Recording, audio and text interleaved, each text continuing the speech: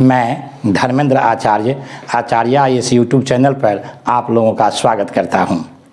आज हम लोग जैन दर्शन एवं जैन सिद्धांत तथा उनकी शिक्षाओं पर विचार विमर्श करेंगे।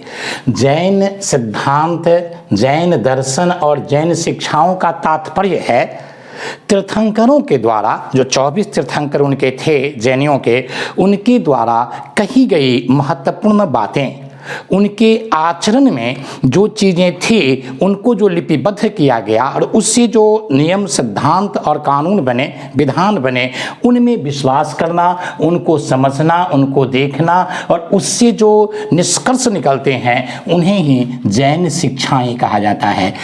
अब जैन धर्म की शिक्षा की बात करें तो, जैन धर्म के सिद्धांत की बात करें तो, जैन धर्म की जो सबसे बड़ी विशिष्टता है वह है जैन धर्म एक निवृत्ति मूलक धर्म है। जैन धर्म एक निवृत्ति मूलक धर्म है। इसका अर्थ हुआ कि जैनियों को पक्का विश्वास था कि ये जो संसार है उस संसार में बंधन है, नाना प्रकार के बंधन हैं, जिसकी चर्चा हम लोगों ने पिछले वीडियो में भी किया है। प्रथम जैन धर्म से संबंधित जो पहला वीडियो है उसमें हम लोगों ने इस बात को रखा था कि नाना प्रकार के बंधन हैं, जैसे मोह, माया, इच्छा, वासना, कामुकता, तृष्णा, कई प्रकार के बंधन हैं। और जब तक इस बंधन से मुक्त नहीं होंगे, जब तक हम संसारिकता से मुक्त नहीं होंगे, तब तक मोक्ष की प्राप्ति नहीं होगी। अतः निवृत्ति मार्ग पर बल देने का मूल कारण यही है कि सांसारिकता से मुक्त होना चाहिए और मुक्त होने के लिए संसार को त्यागना आवश्यक है।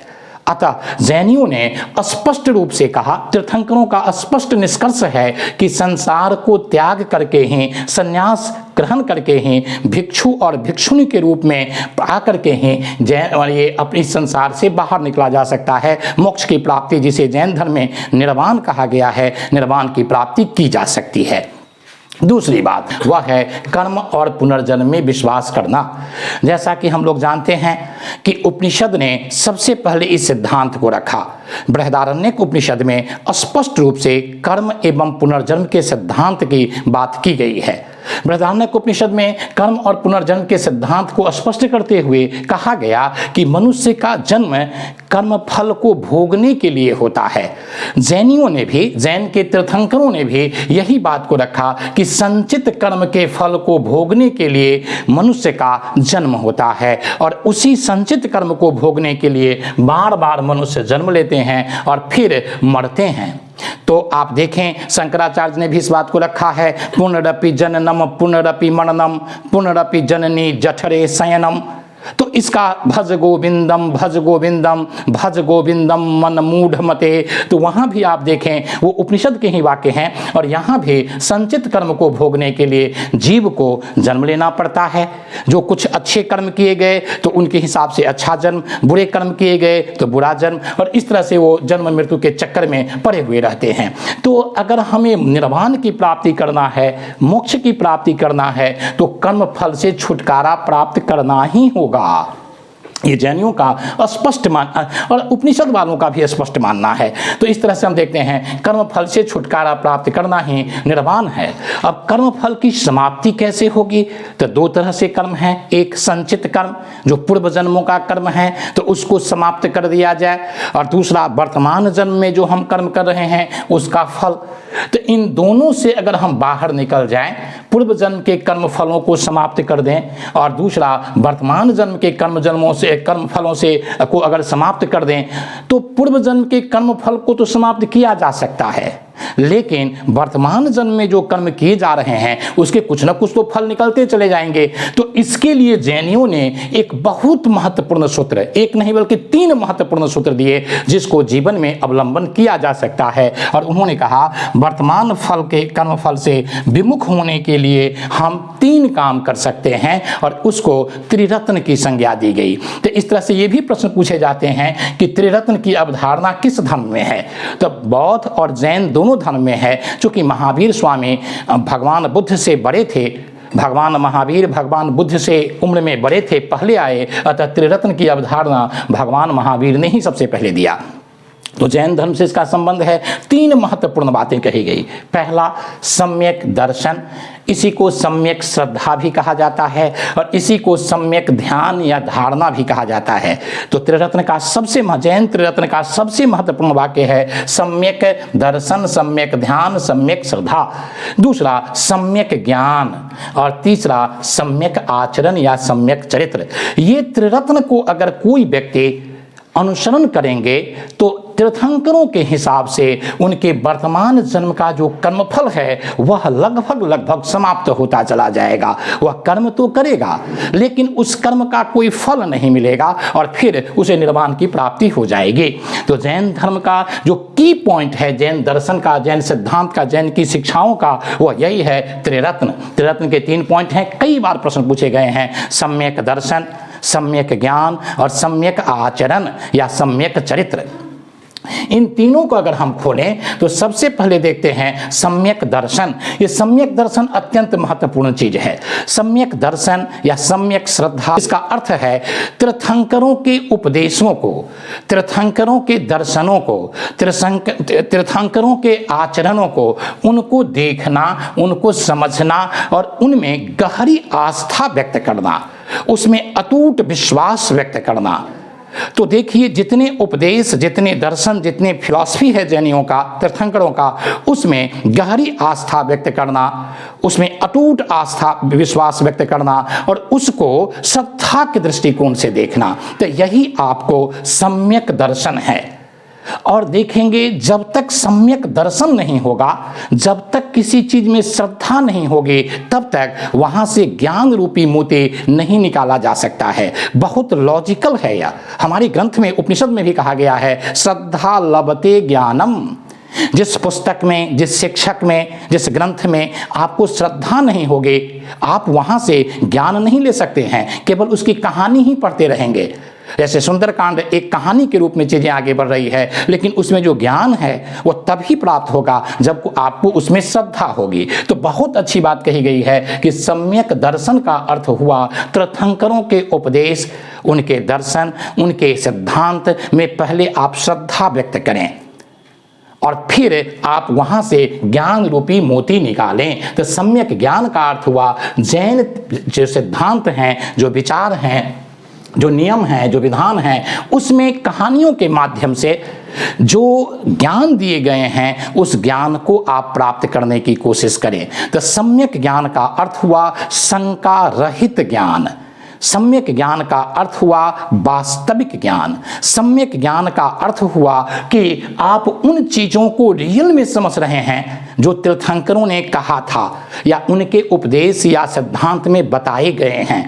उसमें जो निस्सार चीज़ है उसे छोड़ दें और जो सार है, जो सारांश है, जो मूल्यवान है, उसे आप ग्रहण कर लें। यही सम्यक ज्ञान है। तो सम्यक ज्ञान के लिए श्रद्धा आवश्यक है उस सिद्धांत के लिए, इसलिए पहली बात वह थी। अब ज्ञान यहाँ पर 5 प्रकार के हैं। अब तीर्थंकरों के जो उपदेश हैं, जो सिद्धांत हैं, उसको सबसे पहले जो किया जा सकता है, जो इंद्रियों के माध्यम से प्राप्त किया जा सकता है, आप उसको ले लें, वह मति ज्ञान हुआ। दूसरा, श्रुति ज्ञान, सुन करके तीर्थंकरों के उपदेश कोई गा रहे हैं, कोई बता रहे हैं, कोई आचार्य उस पर उपदेश दे रहे हैं, तो आप वहां से उनसे ज्ञान प्राप्त करें, तो सुन करके। और तीसरा, दिव्य ज्ञान। दिव्य ज्ञान का अर्थ हुआ अवधि ज्ञान इसे कहा गया है, यानी कोई भी वस्तु, कोई भी पदार्थ कहीं रखा हुआ है और आप उसके वास्तविक स्वरूप को अगर समझ लेते हैं, यह दिव्य ज्ञान हुआ। यह एक तीसरा स्टेज है, यहाँ तक सामान्य लोग नहीं पहुंच पाते हैं। और अगला चौथा ज्ञान मनः पर्याय।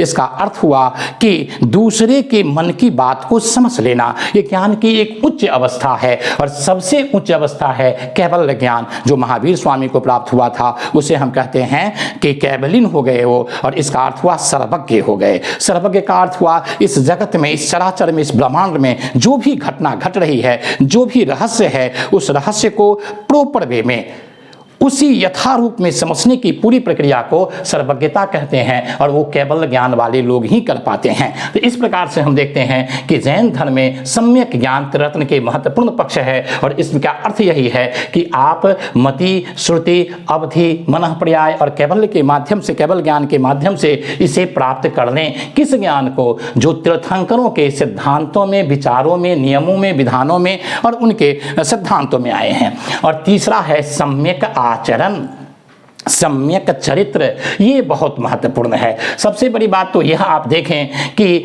आचरण जो है उस पर सबसे पहले बौद्ध और जैनों ने, विशेष करके जैनों ने और बाद में भगवान बुद्ध ने भी, थी महावीर स्वामी ने बहुत बल दिया। इससे पहले उपनिषद को देखें तो उसमें केवल ज्ञान पर बल दिया गया, उसमें ज्ञान पर बल दिया गया और मान लिया गया कि जो व्यक्ति जान लेगा वह अपने आचरण में सुधार कर ही लेगा।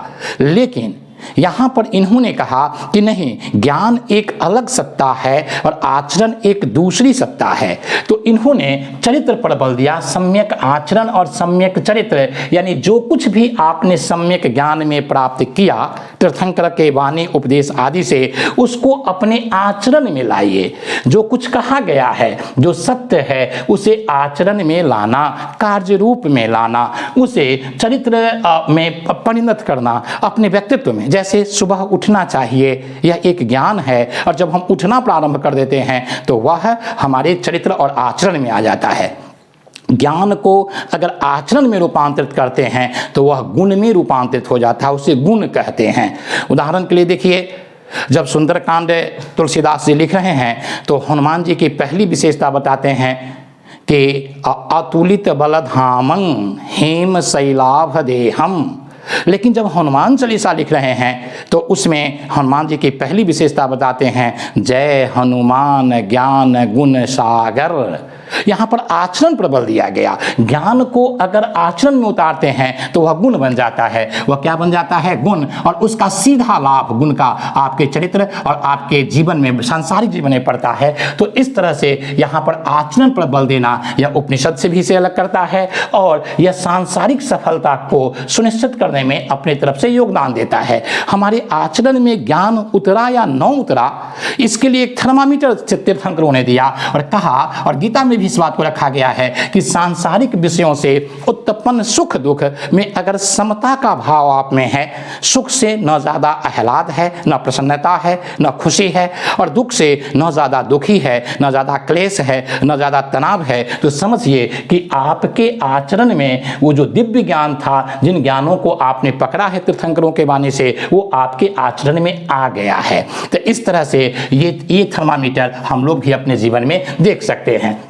तो कुल मिलाकर के ये त्रिरत्न हो गए, और इन त्रिरत्न को जो व्यक्ति अपने जीवन में लाता है उसमें हम देखते हैं कि निर्माण की प्रक्रिया में वह अग्रसर हो जाता है, निर्माण के पथ पर वो आगे बढ़ जाता है, मुक्ति के पथ पर आगे बढ़ जाता है, और इससे उसे अनंत चतुष्ट की प्राप्ति होती है। इसका अर्थ है अनंत दर्शन, अनंत ज्ञान, अनंत वीर्य और अनंत सुख। ये जैन धर्म की एक बहुत बड़ी प्रस्तावना है कि जो वीर्यवान नहीं होगा उसे अनंत सुख की प्राप्ति नहीं होगी, और वीर्यवान वही हो सकता है जिसके पास अनंत ज्ञान है, और अनंत ज्ञान उसी को हो सकता है जिसके पास अनंत दर्शन है। ये उनकी बहुत सुंदर व्याख्या है जीवन के संदर्भ में, जिसे हम भी अपने आचरण में उतार सकते हैं। अब आइए जैन धर्म के अगली बातें। अब आचरण में क्या चीज़ें लाएं? तो आचरण के संदर्भ में जैन धर्म ने आचरण पर सर्वाधिक बल देते हुए कहा कि हम इसके लिए 5 महाप्रतिज्ञा, हमारे आचरण सुदृढ़ हो, व्यवस्थित हो, हम एक महान व्यक्तित्व और चरित्र का मालिक बन सकें, इसलिए हमें अपने आचरण में 5 महत्वपूर्ण बातों को समाहित करने की आवश्यकता है। और वो 5 बातें क्या हैं? जो पहला 5 बातें में पहली बातें हैं और ये सत्य, और उन 5 को जैन धर्म में महाप्रतिज्ञा कहा गया है, महाव्रत कहा गया है, जिसे जीवन में उतारने पर बल दिया गया। ये ज्ञान के बाद उतारना है, और ये महाप्रतिज्ञा, महाव्रत किसके लिए है? तो भिक्षु और भिक्षुनियों के लिए। किसके लिए है? भिक्षु और भिक्षुनियों के लिए। और यही जब अनुव्रत बन जाता है तो ये श्रावक और श्राविकाओं के लिए है। महाव्रत का अर्थ हुआ कठोरता से पालन करना, महाव्रत का अर्थ हुआ उसमें अतिवादिता है। जो 5 बातें कही गई हैं उसको जीवन में बिल्कुल गांठ बांध लेना है। और अनुव्रत का अर्थ हुआ कि चूंकि संसार में आप श्रावक श्राविका गृहस्थ जीवन में जीते हैं तो कुछ न कुछ उसमें ढिलाई होगी, तो उसमें थोड़ा सा उसमें छूट दी गई है। अब ये 5 महाव्रत क्या हैं? पहला सत्य। सत्य सभी धर्म का सार है। यहाँ भी देखें सत्य का अर्थ क्या है? सामान्यतः वाणी के स्तर पर सत्य, हम सत्य बोलें, हम मधुर बोलें, हम कम बोलें, हम सोच समझ करके बोलें, हमारी वाणी में क्रोध न हो, ईर्ष्या न हो, ये सारी बातें सत्य के अंतर्गत आते हैं। दूसरा अहिंसा, ये जैन धर्म का सबसे महत्वपूर्ण तत्व है और जैन धर्म सिद्धांत में अहिंसा पर सबसे अधिक बल दिया गया है। इसमें कहा गया है कि अपने मन में, अपने वचन में, अपने कर्म, यानी कि इन तीनों में के हिसाब से हम किसी को कष्ट न दें, किसी की हत्या पर न विचार करें, अनहत्या करें। इस पर इतना अधिक बल दिया गया कि उनको नाक बांधने की बात कही गई, खेती न करने की बात कही गई, जीवन के हर एक क्षेत्र में अहिंसा के पालन करने पर बल दिया गया। तो कुल मिलाकर के आप देखें, प्रश्न आ सकता है कि किस धर्म में अहिंसा पर सबसे अधिक बल दिया गया? तो सभी धर्म में अहिंसा की बात की गई है, लेकिन यहाँ पर सर्वाधिक बल है। अगला है अस्तेय। अस्तेय का अर्थ होता है चोरी नहीं करना। अस्तेय का अर्थ क्या हुआ? चोरी नहीं करना। और अपरिग्रह का अर्थ हुआ संपत्ति का संकलन न करना। और परिग्रह का अर्थ हुआ संपत्ति को जमा नहीं करना। क्यों नहीं जमा करना? क्योंकि इसी संपत्ति से फिर मोह पैदा होगा, फिर आसक्ति पैदा होगी, फिर सांसारिकता की वृद्धि होगी और हम निर्वाण से दूर हटते चले जाएंगे, इसलिए अपरिग्रह। और अगला है ब्रह्मचर्य। ब्रह्मचर्य का अर्थ है कामुकता से दूर रहना, वासना से दूर रहना, और यहाँ पर संकीर्ण संदर्भ में कहा गया स्त्रियों से दूर रहना। कुल मिलाकर के ब्रह्मचर्य का अर्थ होता है ब्रह्म में विचरण करने वाला। और ब्रह्म बृहद धातु से बना है, जिसका अर्थ ही होता है विस्तार, फैलाव। तो ब्रह्मचर्य का अर्थ हुआ जो अपने प्रेम का, जो अपनी ऊर्जा का बड़े क्षेत्र में प्रसार और विस्तार करता हो, उसे ब्रह्मचारी कहा जाता है। और ब्रह्मचर्य का अर्थ हुआ जब हम ब्रह्मचर्य के विपरीत चलते हैं तो हम अपने प्रेम, ऊर्जा और शक्ति को एक जगह संकेंद्रित करने की कोशिश करते हैं। आगे हम देखते हैं कि इसमें पार्श्वनाथ और महावीर स्वामी में यहाँ एक अंतर दिखता है। पार्श्वनाथ जो 23वें तीर्थंकर थे उनमें और महावीर स्वामी में के दर्शन में 2 मुख्य अंतर हैं। पहला, पार्श्वनाथ ने इन चारों को तो स्थान दिया, सत्य, अहिंसा, अस्तेय और अपरिग्रह को, लेकिन ब्रह्मचर्य को उन्होंने नहीं रखा। उन्होंने ब्रह्मचर्य की बात नहीं की और महावीर स्वामी ने ब्रह्मचर्य पर बल दिया। और दूसरा, पार्श्वनाथ कहते थे कि कपड़ा पहनना चाहिए, जबकि महावीर स्वामी नग्नता पर, कपड़ा नहीं पहनने पर विचार विमर्श किया। उन्होंने नग्न रह करके यानी कपड़ा को भी त्याग कर दिया। तो इस तरह से हम देखते हैं ये बड़ा अंतर। अनुव्रत की चर्चा हमने कर ही दिया। उसके बाद जैन धर्म की एक और विशिष्टता है जैन दर्शन की कि आत्मा की बहुलता। जैन दर्शन आत्मा की बहुलता में विश्वास करता है। यहाँ माना गया है कि सृष्टि के कण कण में जीवों का वास होता है। सृष्टि के प्रत्येक कण में जीव निवास करते हैं और प्रत्येक जीव सचेतन है और उसमें आत्मा है और उसकी अपनी आत्मा है। इसीलिए जैन धर्म में अहिंसा पर इतना बल दिया गया है कि आप उन चीज़ों को हटा दें, जबकि हम हिंदू धर्म में उपनिषद में कहा गया कि आत्मा शाश्वत है, आत्मा नित्य है, सार्वभौमिक है और अपरिवर्तनशील है। तो जैनियों की आत्मा और उपनिषद की आत्मा में भारी अंतर है। यहाँ पर आत्मा की अपरिवर्तनशीलता, अपरिवर्तनशीलता, नित्यता और सार्वभौमिकता पर बल दिया गया है, जबकि जैनियों का मानना है कि आत्मा प्रत्येक जीव का व्यक्तिगत होता है। जैसे प्रत्येक मानव का अपना अलग से व्यक्तिगत आत्मा है, जितने जीव उतनी आत्माएं। अतः यहाँ पर हम देखते हैं अनेकात्मवाद में विश्वास किया गया है और यहाँ पर आत्मा की बहुलता में विश्वास किया गया है। तो इस प्रकार से प्रश्न पूछे जा सकते हैं कि किस धर्म में आत्मा की बहुलता पर विचार विमर्श किया गया है, तो जैन धर्म हो जाएगा। अब अगला हम देखते हैं स्यादवाद। स्यादवाद की बात करें तो इसके 3 नाम हैं। पहला स्यादवाद, दूसरा अनेकांतवाद और तीसरा सप्तभंगीन्य। और स्यादवाद में कहा गया कि तत्व ज्ञान को पृथक पृथक दृष्टिकोण से देखा जाता है। तत्व ज्ञान, जितने संसार में चीज़ें हैं, पदार्थ है, वस्तुएं हैं, उनको अलग अलग दृष्टिकोण से देखा जाता है। प्रत्येक ज्ञान, क्योंकि प्रत्येक समय मनुष्य का जो ज्ञान है वो एक स्तर पर नहीं होता है। अगर हम प्रारंभिक चरण से चल रहे हैं तो केवल मति ज्ञान होगा, वहाँ पर चीज़ों को देखने का नज़रिया बिल्कुल अलग होंगे। थोड़ा और आगे बढ़े गए तो मति और श्रुति दोनों होंगे, तो हमारा दृष्टिकोण थोड़ा और व्यापक हो जाएगा। उस चीज़ को, उस तत्व ज्ञान को या उस वस्तु को हम और ज़्यादा ठीक से समझेंगे। अगर अवधि ज्ञान तक पहुँच गए यानी दिव्य ज्ञान हो गया तो उनको संपूर्णता में हम समझने की कोशिश करेंगे। तो जैन धर्म कहता है स्यादवाद के तहत कि तत्व ज्ञान को पृथक पृथक दृष्टिकोण से देखा जाता है, क्योंकि प्रत्येक समय में मनुष्य का ज्ञान का स्तर एक समान नहीं होता है। और इस संदर्भ में कहा गया कि 7 प्रकार के कोण बन सकते हैं, यानी आयाम बन सकते हैं, पहलू बन सकते हैं। यह हो भी सकता है, यह नहीं भी हो सकता है। इसके लिए जैन धर्म में शब्द हैं स्यात् अस्ति, स्यात् नास्ति, स्यात् अस्ति च नास्ति। तो इस तरह से 7 प्रकार के दृष्टिकोण बन सकते हैं।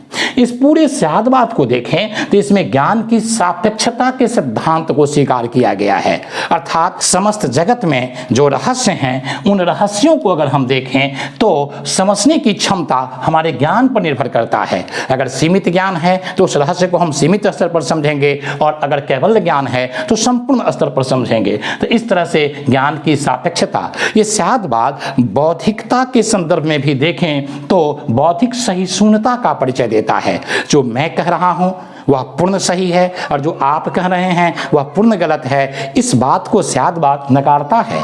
उनका कहना है कि आप जो कह रहे हैं उसमें भी कुछ गलतियां हो सकती है और दूसरे जो कह रहे हैं उसमें भी कुछ सत्य के अंश हो सकते हैं। अतः अपने निष्कर्ष देने समय में थोड़ा संकोच करें यह कहने में कि दूसरा पूर्णतः गलत है। तो यहाँ पर बौद्धिक सहिष्णुता का परिचय है और यह 21वीं शताब्दी में ही प्रासंगिक है और महात्मा गांधी पर इसका प्रभाव था। तो तत्व ज्ञान का वस्तु यानी कि तत्व ज्ञान का या वस्तु का कई डायमेंशन होते हैं, कई पहलू होते हैं, इसीलिए उसे एकांतवाद नहीं कहा जा सकता है बल्कि यह अनेकांतवाद है। इस अनेकांतवाद क्यों कहा गया कि जितने वस्तु हैं उसमें एक ही फलक या एक ही डायमेंशन या एक ही पहलू नहीं है बल्कि उसमें अनेक पहलू है और 7 पहलू हैं। तो इसलिए इसे अनेकांतवाद, सप्तभंगी न्याय इसलिए क्योंकि 7 प्रकार के दृष्टिकोण हो सकते हैं, और स्यादवाद इसलिए संभवतः हम जो कह रहे हैं वह सही है या गलत भी हो सकता है। इसलिए तीनों नाम इसके काफ़ी प्रासंगिक हैं और कई बार यहाँ से प्रश्न पूछे गए हैं कि स्यादवाद किस धर्म से जुड़ा हुआ है, स्यादवाद का तात्पर्य क्या है, आदि आदि। इस तरह से वीडियो को आप लोग देखेंगे, इसको लाइक करेंगे, इसको शेयर करेंगे और सब्सक्राइब करेंगे। बहुत बहुत धन्यवाद।